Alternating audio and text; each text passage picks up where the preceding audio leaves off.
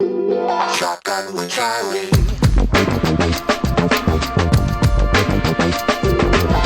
Riding shotgun refers to the practice of sitting next to the driver in a moving vehicle. The term riding shotgun came around after the time of the stagecoach, when somebody used to sit next to the driver holding a shotgun, in case they ran into bandits. My name is Charlie Cook, and I drive a lot. I like to talk to people while I'm driving, so I interview people in my car while I'm driving. Welcome to Riding Shotgun with Charlie.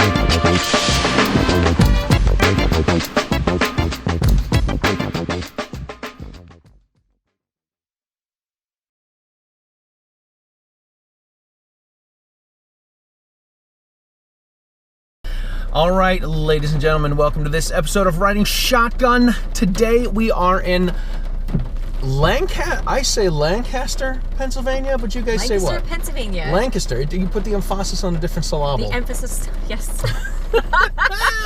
Right? All right, we are with Sarah Albrecht. That works. We're going to screw it up every time. We're with Sarah. Sarah's with this. Sarah started this group called Hold Your Guns, and we're going to find out about that. But before we do, we are going to apply some Lead Slingers hand sanitizer. You can find them at leadslingerswhiskey.com. This you should not drink. They've at the beginning of the pandemic, they started making some hand sanitizer. They went from whiskey to hand sanitizer. That is helpful. And good use of resources. It is. Yep. And they've gone from whiskey to rye whiskey to bourbon to cinnamon whiskey. I think they've added a vodka or a rum. Wow. And they've added IPAs as well. Where are they located? They are, I know they may... Here in free America. I like that answer. From. Yes. I had on the CEO, Brad Primo, recently, and Brad lives outside of Nashville. And they make all this in Oklahoma. Nice. This is super watery. You're going to need 2 hands. 2 hands. Right. 2 hands. Thank you. Super watery. I tell everyone it's watery. So clean. I will tell you this. It smells good. It does. I put it behind my ears. Good. In case I need some chicks. Yeah. They'll know you're clean. Right. That's good. Then we can shake hands. All right, Sarah, thank you so much for being on the show. Thank you. Let's go, Joe. Let's have fun. All right. So we're here in Lancaster, PA. This is what I love about what I do. We just went to church with you. Yes, you did. You can hang a left here, sir. All right. And to me, the show is yes, it's I wanna talk to folks in the gun community about what it is that they do, but I also want to become friends with these people so I can expand my circle of friends. Okay. And going to someone's church is nothing I've ever done with anyone else. Wow. So to go to church with you and your husband and Derek. That was very brave of you. I know. I thought I was going to burn when I walked in, but you made it. I asked for forgiveness right on the steps. That's and then good. I was good to go. And then they even have a prayer of confession and forgiveness in church. Yeah, it was a little short. A little short? Like I needed a little bit. Right here. I need a little bit more time. Okay. Anyway, so you have this organization. Yes. Nonprofit, I believe? Nonprofit, 501c3. Hold my guns. Yeah, and so you're like doing not suicide prevention, but suicide awareness. And you're trying to find places to hold guns for people that are going through some tough times. That's correct. Awesome. So before we get to that, yes, tell us how you got into gun stuff. I mean, here in Pennsylvania, it must have just been... You know, we just have guns everywhere in Pennsylvania. You know, like when we have lunch, I'm sure there'll just be guns all... No. I am grateful that we do have a bunch of freedom here in Pennsylvania for firearms. And there's a great firearms community, and I love to be a part of that. The way that I got involved with guns is that my father is he's a Marine Corps veteran. He served in Vietnam. He actually enlisted. He did not. He was not drafted. So that gives you an idea of the awesomeness that is my dad. He is just a driven guy. There's a swan. Here we are in Lancaster. I know. We just sprayed. Beautiful. It's beautiful here. And so I grew up around guns, and Mm-hmm. you know, we would just go shooting in the backyard. Shooting in the backyard. I was going to say, do you guys go do hunting around here? Because a lot of people do hunt in Pennsylvania. They're meat hunters. Well, I moved a lot when we were kids, but we had like a little farmette where we would have little varmints. Yeah, we'd have little varmints and stuff, muskrats and raccoons and whatnot, and those are the kinds of hunting that we did, but no big game. So. Did you eat them? Yeah. Muskrat. They're a little oily. Okay. We should do a new segment, like, guess what meat this is. Yep, we're turning right here. Okay. Guess what meat this is with Guess Sarah. what meat this With is. Sarah and Charlie. Yes. Okay, so you'd hunt some small game because it was around and they were plentiful. Yes. Yep. So, but just growing up with target practice and firearm safety, just guns were a normal part of life. We're passing an Amish buggy. An Amish buggy. Yep. I don't know if it's a hansom cab or an Amish Uber. You never know. Like you see these. I was just in New York City, and you see these in New York City, but they're for funsies, and here it's for realsies. It's for realsies. The rumor has it that if it is an open buggy, that there are young people who are unmarried, but that the closed buggies are for families. So for privacy. Yes. Right. Oh, okay. I don't know. And it is an Amish paradise. I love that the buggies have electricity. Yes. And they have blinkers and lights and all sorts of stuff. This one's closed, so they must be married. It might be. Wow. Yep. You're doing great driving. We call this buggy dodging. Buggy dodging. Yes. And then there are still folks like walking. Whoa. So like they're old school, and it's raining out. It's raining pretty hard here. Yeah. Wow. They should wear lighter clothes so you can see them when you're driving.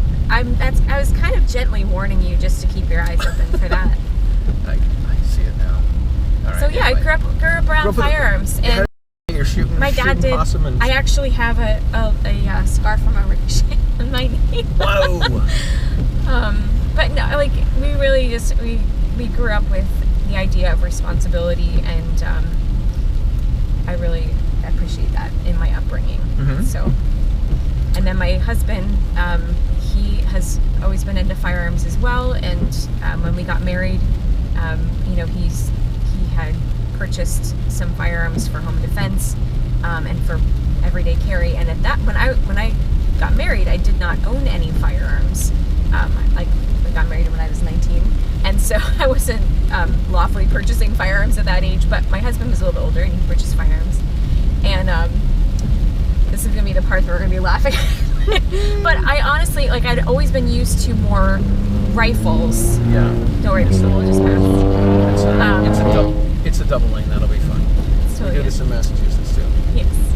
So I had grown up more with rifles, and so when Tom was purchasing handguns, I was like, oh wow, this is a little bit different, and I had to get used to it. And so he encouraged me to buy. I like to carry a shield, a 9mm, and so he just encouraged me to, at first, just carry it around the house and get used to it. And that's cool. And so I did, and I just really appreciate how he just kind of eased me into a new type of firearm, because again, I was used to right. It's not like an AK-47. You weren't against it, but you never shot a handgun. I hadn't, cool. And so that's something also I love about firearms, is that there's just a vast world of things to try and explore. And yesterday we went to machine gun shoot. Yesterday was awesome. Yesterday was so cool. Good for the soul. Yep. How many did you shoot? A lot. Because I think I saw you on all of them, like at every station there was. I'm pretty sure I saw you with each. I had a wonderful time, and shout out to DNA Guns, and West Virginia, right? West Virginia, and they are really wonderful guys, and they're actually in the works to become one of our storage partners. Awesome. So we love them, and they are just well loved and well respected in the community, and they have awesome guns. So cool. Let's talk about this event while we're bringing it up. This was put on by Josh Prince. Yes. And his group has a big name to it that I don't remember. Sorry, Josh. I think it's Firearms Industry Consulting Group. I think. Help. We'll I think put a that's link it. There. I always say, please put a link there. All Joshua right. Prince is our attorney. He's our legal counsel for Hold My Guns. For you? Yeah. Wow, that's pretty awesome. Because he's got a lot of stuff that he's doing here in PA. He does. Which is cool. Yep. Awesome. So it is a blessing and privilege to work with him, and let me turn left here. All right. And so he puts on a machine gun shoot every year. I believe he puts on 2 a year. And he was telling us last night, one the first weekend of June, and about the third weekend of October. Yes. So I think I might be coming back in June. Please do. I know, it was so much fun. It's just so much fun. It's the easiest way to go through money quickly. It is. Although I guess you wouldn't know, right? This is what I heard. To be honest, I did have some cash, and I basically put it on the table, and I said, whatever you guys can. This is what I have. This is what I have. Hook me up. Hook a sister up. Yes. That's cool. And they did. Yeah. But I did pay for it. I did not go in and just bat my eyelashes, just so you know. Well, you did a lot of work to help out, so. I did, and one of the fun things that we did yesterday, we surprised Josh. I had found an oversized card, and I said, "Thank you, Joshua Prince." And I can't believe I pulled this off, but I stealthily went around to like every guest there and got them to sign this huge card for Josh, and we presented it to him. And we just really appreciate the work that he does. Are these guys supposed to be on scooters? Yeah. Okay. That's okay. Scooters are legal. They are not electrified. They're certainly not. They're human powered. No, I wonder if they have one leg stronger than the other. It's possible. It's possible. So anyway, we love the work that he does, and it was just wonderful. We got to honor him yesterday, and the sweet notes that everyone wrote on his card. This was cool. It was a great time. Yeah. All right, so let's get back to you. So you get in a handgun, you start carrying a gun around the house. Yeah. Stay straight. Yes. Just to get used to it. That is actually a really good idea. When I first started to carry, it was a new idea for me, and that is I carried an unloaded gun when I would go out, because it seemed a little strange to carry a loaded gun, and then I got used to having that, having the weight. Yeah. Yep. And there comes a time where it actually feels like it becomes part of you, and you're like, you know what, like.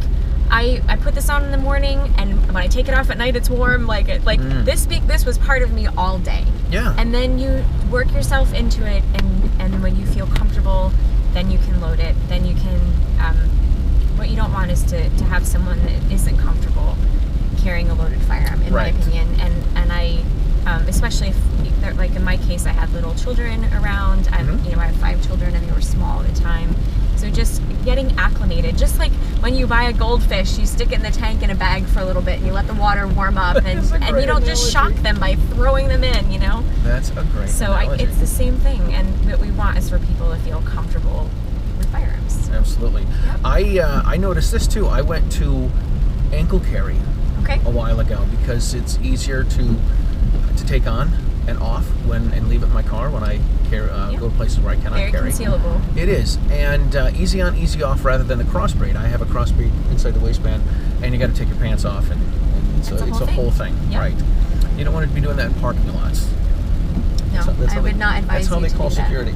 Yeah. So, ankle holsters are great, and when I first got an ankle holster, I started realizing how much I crashed my leg into the legs of tables and chairs. Oh. Yeah, I started clunking it around. It's like a little alarm, isn't it? Yeah, it is. It is. Yeah. So, all right, so you eased your way into it. Yes. How does this lead into other stuff? Like, you're not, you didn't become an instructor. Not that it's good or bad, but that's not. I'm not an instructor. I'm a range safety officer. Okay, cool. And the way that I got into that is because we really wanted our kids to understand firearm safety and to have a hands-on experience with that. And so near our house is the Ackland Sportsman's Club, and they host the Southern Chester County Youth Shooting League, and it's a 22 long rifle league for kids ages 8 to 18. Oh, cool. And so all 5 of my kids have gone through that program. Wow. One of my sons is a distinguished expert, and then I have 2 who are experts, and then 2 who are sharpshooters. Oh my gosh, so that's cool. When my daughter started shooting, I realized that, and the men there are very respectful men, but I realized that there were no female range safety officers, and a lot of little girls are, in prone position or whatever, and I was like, you know what, I really would feel comfortable for the sake of my daughters, turning left, and also for the sake of the other girls there, just to have a female range safety officer in case something were to come up, and they would need that. And so that really is something that motivated me to to take the range safety officer class, and I had been a parent volunteer before that, but then got the Now you get official the little qualification. Yep. Cool. So I've been doing that for 3 years now, and as like officially, but we've been a member of that league for several years, and That's awesome. I really enjoy it. So that's how I got into that becoming a regular part of our lives, and helping work with kids and teaching safety.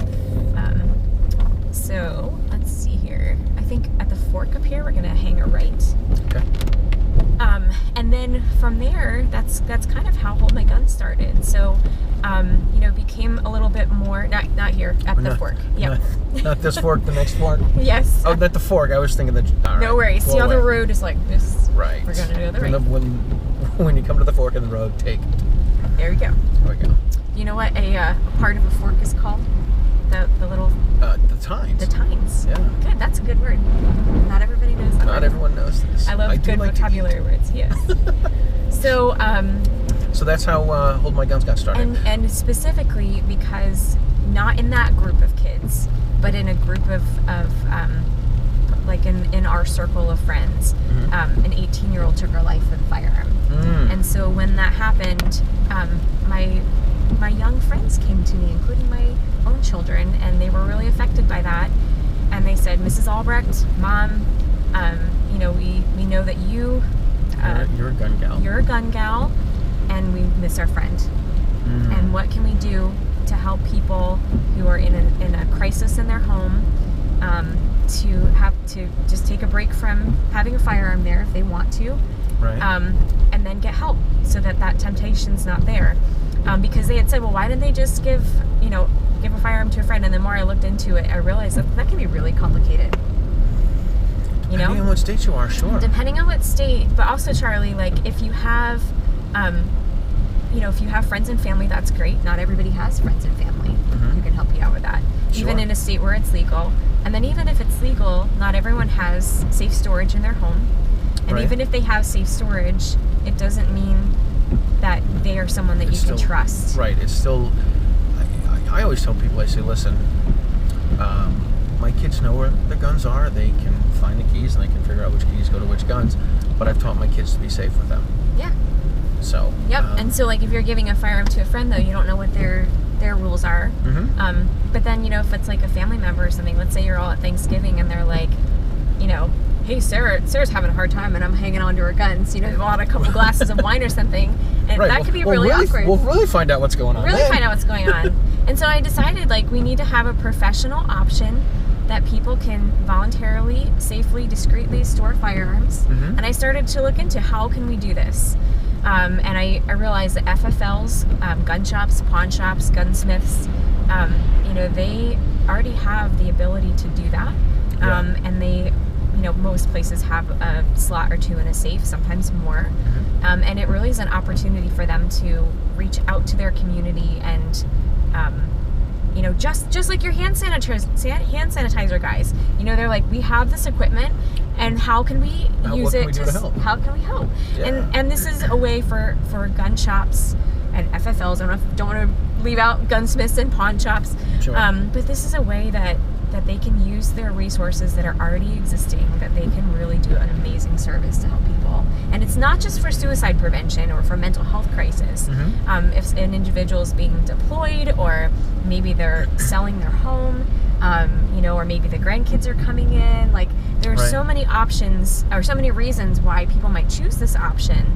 And the cool thing is that because it can be used in for a variety of reasons, it's not like the person behind the counter has to assume that the person bringing in their firearm is having a mental health crisis. Oh, sure. Right? They could just be like, oh, maybe you're going on vacation. So they don't have to have an awkward conversation. They don't need a reason. Because it's a bunch of nunya. It's a bunch of nunya. It's the same way people have guns. What do you have a gun for? A bunch of nunya. A bunch of nunya. Yep. And that is my heart. The bunch of nunya is my heart.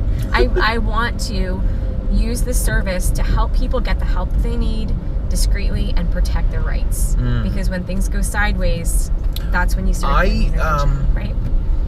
I think I'm pretty safe to say that my ex-wife does not watch my show. I don't think my kids do either, by the way. But I'm sorry. You know what? Maybe someday. No matter they'll how appreciate you. Right. Yes. No matter how cool I think I am, I'm still their dad. But anyway, when I was going through my divorce, I ended up giving my guns away 3 different times. Okay. Just because I didn't want to deal with,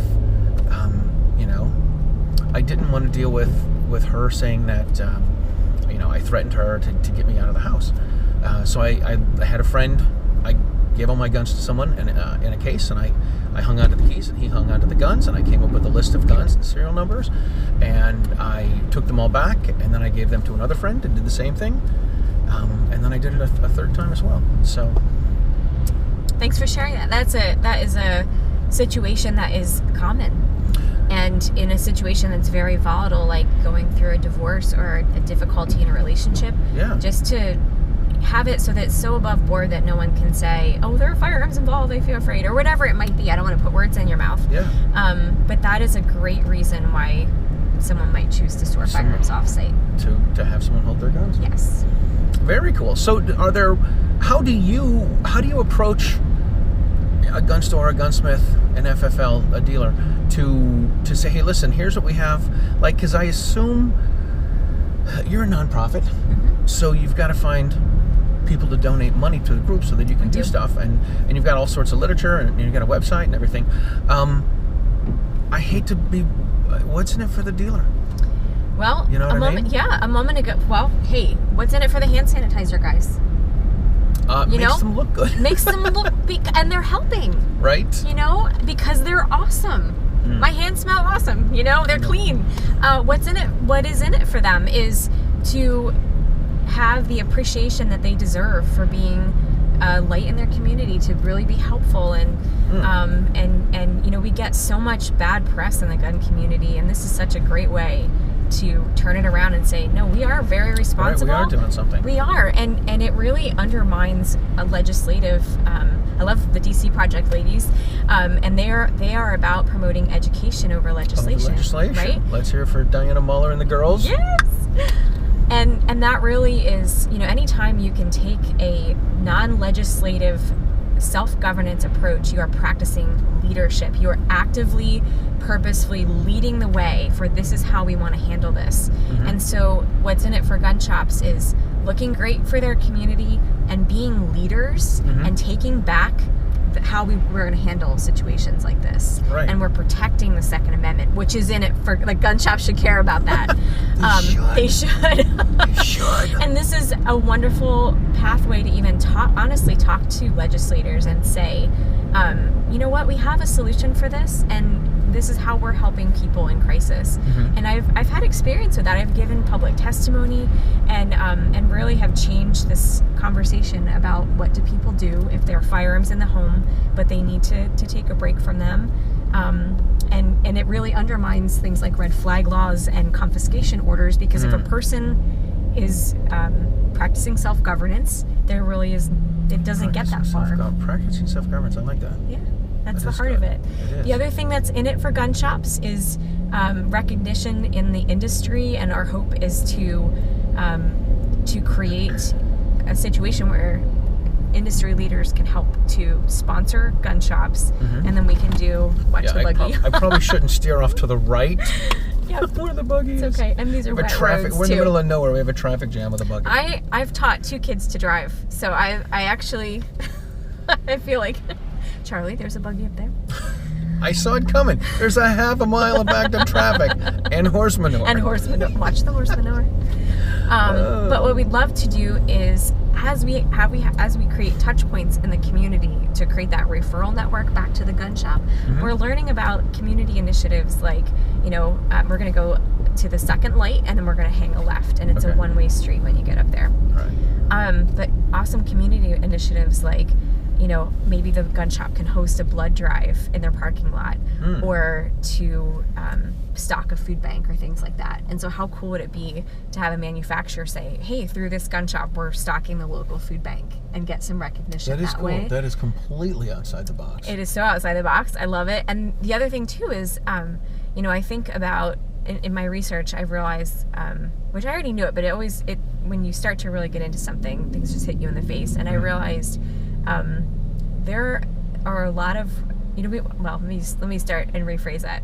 When we think about people who are suffering with mental illness, we think about like despondent teenagers, like brooding and looking out their window and playing music and, like, oh. Right. And you know what? Angst. That's not the case.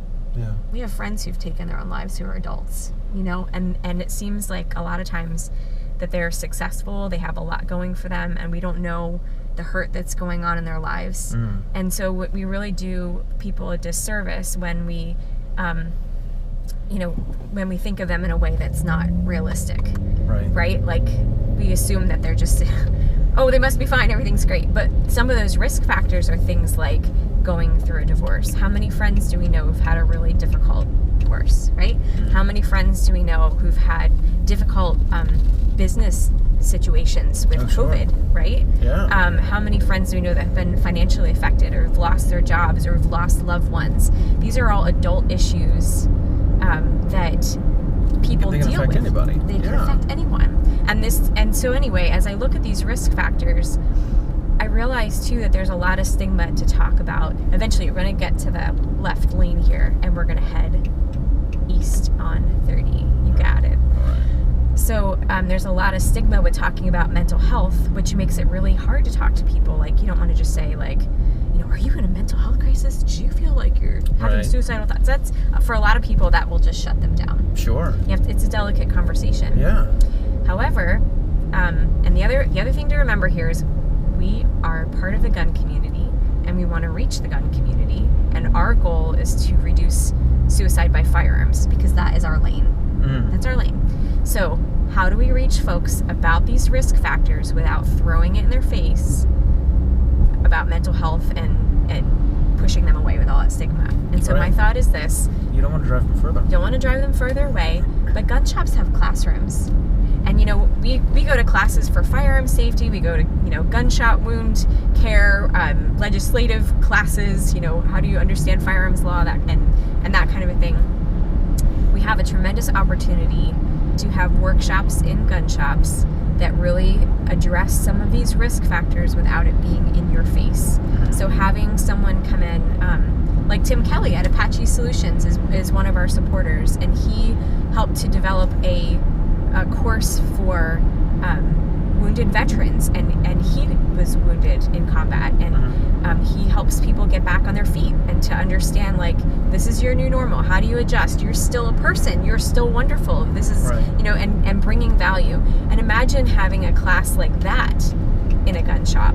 There's no stigma with it, and you're talking about mental health, but you're not throwing it in people's faces. Or what if you had, like, a support group for families who have a loved one deployed, using that classroom, throw a party for those families. What if you had a job training night and said, hey, let's do we're doing resume building. This is someone from our gun community, and he also works at a recruiter for, job recruiter, and he's going to help give you some resume pointers. And what you're doing is you're addressing the underlying risk factors for suicide, but you're not throwing it in their face. And then as you have these opportunities too in the community, what I'm really excited about is that the gun shop customers too can volunteer. So like we're talking about going to the food bank, have a sign up sheet at one of our gun shop partners, and say, hey, sign up and you'll get a free range coupon, and you'll get to shoot for free if you volunteer at the food bank. And what that does, again, it's not throwing it in your face. It's creating shoulder-to-shoulder relationships, and it's creating underscoring the idea of community and support. And at the same time, you're helping to bolster those touch points where people might need to, like, they might talk about, hey, I'm having a hard time. Oh, well, this gun shop also stores firearms. Have you considered this or that? But it is a holistic approach to this, outside of the box thinking, to addressing the concerns about mental health and firearms. And at the same time, you're building community, you're making a difference in the community, and you're giving the whole industry an opportunity to shine and to lead. That's pretty amazing. I'm excited about it. That is amazing and exciting. How does someone get involved? Like, let's say someone's watching this, who knows, in South Dakota, and they say, hey, that sounds really cool. How can we do this for our people? Well, to do is go to our website, and there's a tab on there that you can click if you want to join as an FFL partner. And we'll have, when we launch, which is going to be very soon, we have a tab for locations. So ways to get involved is you can find a location near you, or you can help to set up a location. So if you have a favorite gun shop, you know, talk to them about it. There's a printable brochure on our website, and they can print that out and take it to the gun shop and say, hey, this is Hold My Guns, founded by Sarah Albrecht and Genevieve Jones. And, you know, they're in the gun community, and this is a way that you can help make a difference. And so what the gun shop basically would do then is contact us, and that they would go through a review process, and they would sign on a contract with us. And then basically what they need is a safe. So a way that people can help is to sponsor a storage safe for the gun shop. That's one way that they can get involved, if they need it. And then help to create touch points in their community. Because again, if it's your local gun store, then you might say, hey, I know this great 2A friendly mental health clinic. Can I help get the word out there? And so you're, again, creating those touch points within your own community. Or, hey, there's an opportunity at a local fair to have a booth. Can we sponsor the gun shop, and they can have a table there? And, you know, maybe we can do like a gun shop in class at the booth or something, and give education to the public and bring people in that way and talk about firearm safety or whatever. So, like, we really have the cool thing is we have an opportunity to really use this in many different ways to get involved. And I love hearing people's ideas for ways that Hold My Guns can help in whatever their situation. Rebecca Schmoy one of her comments was, this would be a wonderful thing for foster families, because sometimes there is an at-risk kid and who needs emergency housing, but no, here we want to stay in the rightmost straight lane. The rightmost straight lane. Yes. Okay. I was trying to think, how do I say it? There we go. The rightmost straight lane. We're good. You're a good driver. I know, don't tell anyone. I have a reputation. Okay. So, Rebecca, so we were talking about your husband's girlfriend, Rebecca. Yeah, actually, no. I'm just playing. I'm playing. I'm really grateful that we have so many great people in the community, and my husband Tom he does not enjoy being in a crowd. Yeah. And so when we were at the DC rally, Rebecca, she's very vocal in front of, you know, a crowd, but she's also like more of a quiet person, and so she and Tom were able to kind of like hide in the corner for a moment and talk, and I'm just really grateful for that, because there's so many great people in our community. But what she was saying was, you know, in an emergency foster care situation, sometimes it's such a high risk that they're not allowed to have firearms in the home, and that this would empower families to take on high risk kids in an emergency situation. Yeah. So again, that's how do people get involved? You know, well, if you're involved with foster care, that might be a touch point to say. I talked to someone recently that was fostering some kids, and even though this guy had a spotless record, and I can't remember if he worked in a church or if he had a lot of school connections or what. I forget exactly what it was, but he said even then the foster care wouldn't let him have any guns in the house because he had kids. He's had some foster kids. Yep. So that would have been a great situation for him to. And that way you're not losing your investment. Yeah. But you're able to help kids who are in a crisis, and it makes sense. So. I've heard some stories where if someone does a restraining order or a red flag, if they come confiscate your firearms, they put them in a bonded warehouse, and they certainly don't take care of them well, and they don't care what happens to them. And then the person whose guns those are, they have to pay a fee to keep them stored, and then eventually gets to the point where you owe more money than the gun's worth. Wow. Right. It's a raw deal. That's rough. And in situations like that too, there's often a point where you can tell that things are starting to go sideways. And so taking care of personal matters while they're still personal before you get to a situation where there's a restraining order. You know, like a moment ago, you're talking about, you know, a difficult divorce situation. You made a choice to have the firearms being held by a friend. Right. one of those situations where you could tell that things were getting to Right, and taking a sort of a preemptive, exactly. Preemptive move. Yeah. So that's I don't mean it like you mentioned it, but it's being responsible and thinking about things ahead of time. Yeah. Hopefully before they get to that level. Can the Amish folks drive on a highway like this? Every now and then we see a buggy. Because they're not, they can't do the speed limit, can they? They can't. Not that I'm doing the speed limit. I'm probably doing over the speed limit, but I think you're fine. mum's the word. Awesome! This is great stuff. This is really good stuff that you have going on. Thank you. It really is something I feel good about doing, and I'm really passionate about it. And I think, like, this mission it's bigger than holding guns. It's about liberty and self-governance, responsibility, Second Amendment. Like, it's something that's bigger than us, and so it really resonates with a lot of people. It does. It's the responsibility thing, because owning a firearm is a huge. It's like Spider-Man. With great power comes great responsibility. Yes. And in order for us, us gun folks, to not have the anti-gun folks chip away at our rights more and more and more, yep. This is something that we can do preemptively to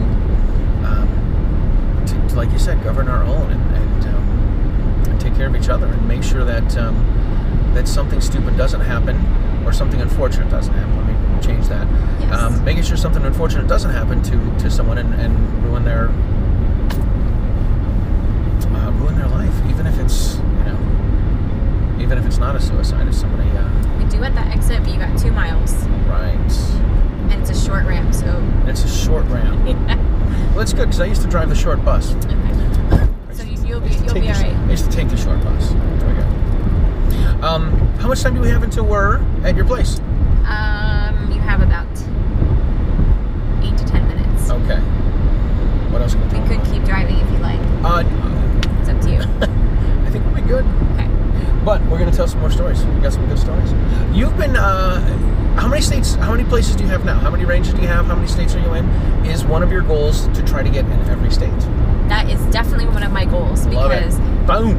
the cool, like, I love USCCA, and they have like a map that you can, when you're traveling, to make it's like, the reciprocity map. The reciprocity map, and because every state has different laws, and so right, and that's really an important thing. We want for folks to be able to store firearms in their safe, so they don't have to cross state lines just to safely store their firearms and then risk getting in trouble.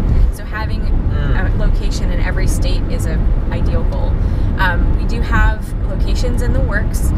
We have Shooter's Gauntlet in Pennsylvania. Nice. And we have DNA Guns in West Virginia. I know out in Arizona we have 2 that are in the works. Cool. Can't name them yet. And we have one in Georgia in the works and one in Oklahoma in the works. Wow, that's awesome. And more every day who are contacting us. So we're turning right Here's here. the short ramp. Whoa, this is a short ramp. So Oof. just fly More right like off. More like a right turn. And then we're gonna turn right at the end of the ramp here.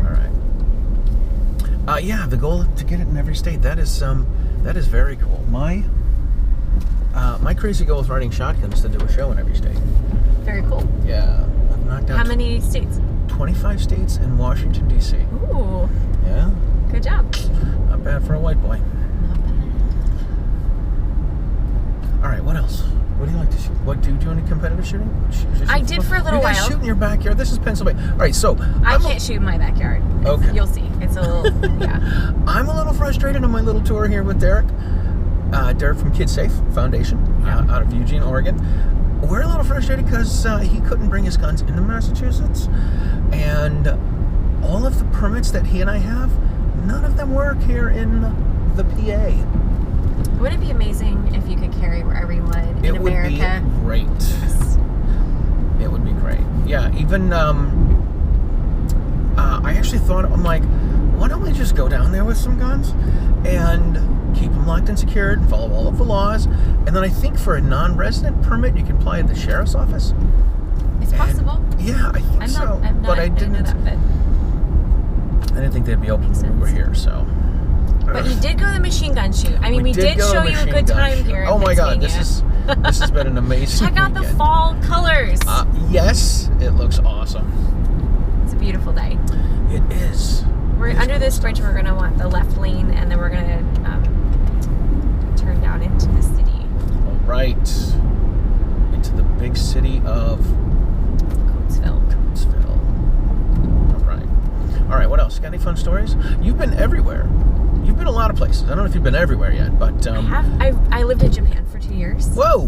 That was fun. What did you do in Japan? My husband worked on a radar base there. Wow. He seems like a... You met Tom? Yeah, he seems like an unbelievably smart guy. He is. And according to him, he ages... I don't want to say worse than you, but... He takes all of the aging on. Apparently, like you look the same in all of the pictures. We have been together a long time. I met Tom when I was 16 and he was 19. That is a long time. Yes. So our marriage is old enough to drink, and our marriage is old enough to drink. That's not even how long you've been together. He's just a wonderful person. I'm really grateful for him. And so we moved to Japan. We were there for 2 years. And had all 5 kids with us, which is a really cool experience. You moved 5 kids to Japan? Yeah. Wow. Do you guys obviously speak some Japanese now? Just a little bit, yeah. Yeah? Just to order some sushi and some sake? Yeah. That's all you need. I went to Poland in 1995. I learned 4 words. I learned beer, please, ice cream, please, and vodka, please. Ooh. That's it. That's all. Japanese beer is biru. Biru? Biru. All right. Biru onegai shimasu. May I please have a beer? All right. Very cool. So, yeah, and I went to visited Tom in England for a little bit.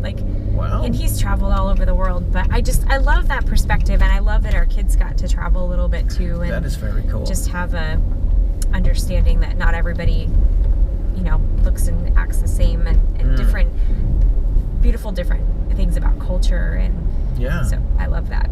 That is cool. All right. So what is this story about the Bahamas? No, Jamaica. Jamaica. Tom shared this with you. He did. He shared it with me. Because I was Derek and I were in Times Square a couple days ago, and I got taken. You were taken. Taken. Yes. How much money did you pay for these CDs, Charlie? You were hustled. Money. I was hustled. You were. Oh my God! I was rode hard and hung up dry. We ran into 3 guys that were self-promoting themselves as rappers, and they stuck CDs in our hands. And I'm like, no, I don't want them. They're like, no, take one. And did they sign them? They signed them. With your name? So, I can't read the writing, but okay. Yeah, they signed them, and do you have these CDs on you? I kind of want to hear them. This might be a good close to the This is show. probably going to be the best promo these guys are getting. I got to tell you. So I get this one. It just says New York Streets Promotion, Times Square Promotions.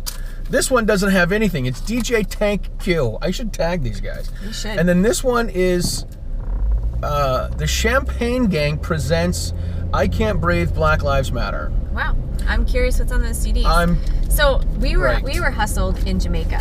Oh no. And we went to go on the excursion to go climb the waterfall that was in Dr. No. Ooh. Which is really beautiful, by the way. That is cool. It's really fun. And we were told when you get off of the bus, because we are on a resort and you go to these excursions, do not tell anyone your name. Makes sense. So the guy walks through, we get off the bus, and this guy walks up to me, and he's like, hello, my name is, and he told me his name, and he's like, what's your name? And I think he actually said a different name, like, are you so-and-so? And I was like, no, I'm Sarah. And reeled you right in. I'll never do that again. And so, and then he's like, oh, are you here with this person? I did it again. I was like, no, I'm here with my husband, Tom. And then the next, I know. Set and cooked. Bump set spike. So, oh my word. So the next thing I know, they had this little husband and wife figurine, and they had carved Sarah and Tom in it. And he's like, this is my gift for you. Welcome to Jamaica, and you're gonna have a really good time. And and then the other guy went up to Tom, and they were like,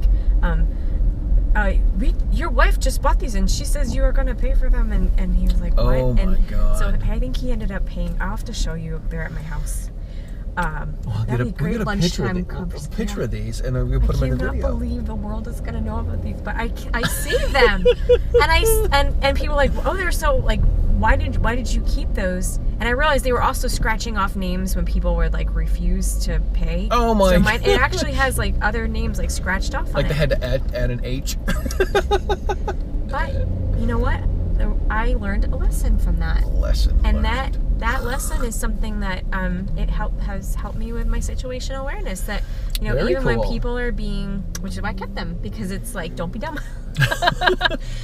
There's a reason why they said that. So anyway, they're a very special souvenir. But now you know. And when people come up to you and they shove CDs in your hand, I bet you're not gonna. I'm gonna keep my hands in my pocket. This is what I've decided. You're just gonna keep walking next time. Keep walking. Keep walking. Yes, indeed. So I was. We're really close to my house. Okay.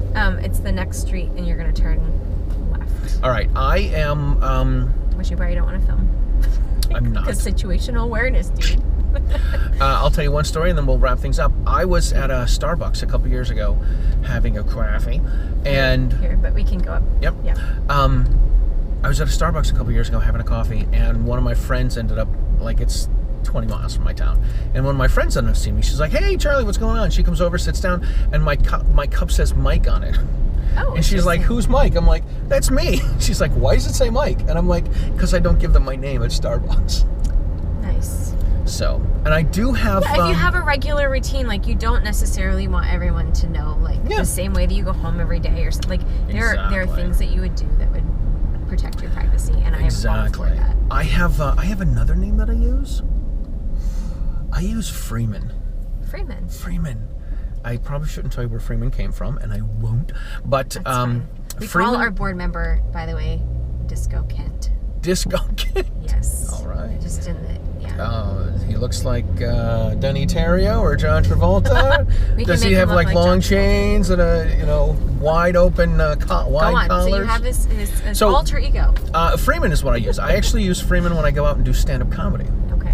Because I have with my day job being a teacher and with my riding shotgun with the gun grams and being a gun instructor. Yeah. I have my worlds collide more than I would like. Okay. And I don't want my comedian friends. You do stand-up comedy? Well, that's because I go by Freeman. So I go by Freeman, and I get one name, like Prince, like Bono, or Cher. And yeah, I have. I go by Freeman. That's really cool. That's it, Freeman. One name, Freeman. And I tell everyone I want to get to the point with riding shotgun where people are like, oh my God, you got to be on. Do you know Charlie? And I just want to be Charlie from riding shotgun with Charlie, like one name. You are Charlie. So that's what the goal is. I love it. All right, we need to wrap things up here. How can people find you and all of the stuff that you do, and they can find Hold My Guns, and how can, if somebody sees this and they want to get involved, what can they do? How can they find you? You can talk right into one of these. All right. You can find us online at holdmyguns.org, and when you go to the website, there's also all of our socials on there as well. But yeah, that's the best way to get involved and to learn more about what we're doing, and we're excited that you'll visit us, and we're excited that you'll participate and help get the word out too. Very cool. Awesome. All right, well, listen, we want to thank our folks at Lead Slingers Whiskey. These guys are awesome. They do have some good whiskeys.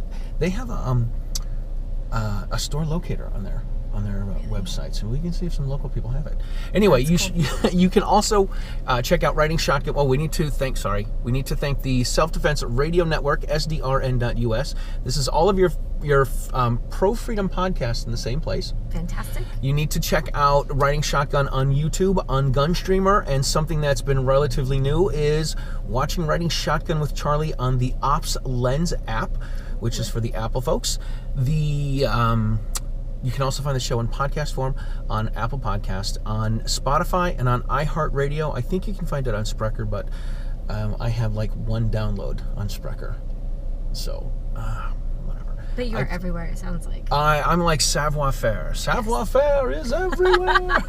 All right, listen, Sarah, thank you so much for being on the show. This is fun. It is fun. It's easy. It's the easiest thing you'll do all day. Now we're going to go to your house and make some tacos, right? Yes. Flour tacos or... Yes. we have flour tortillas, because we bought them in bulk and we need to eat them.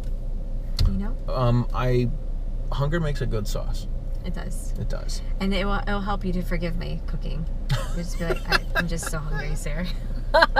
Right. It should be a good time. I if you take a good look, I haven't missed a meal. You'll be okay. And I believe Genevieve and John from Gun Collective will be joining us today. Oh, that is going to be cool. So you get Looking to see forward to them that. too. Yeah. Awesome. All right, listen, we'll see you guys on Riding Shotgun with Charlie next time. Thanks for watching. Let's get the stagecoach across America. Thank you for being a fly on the rearview mirror.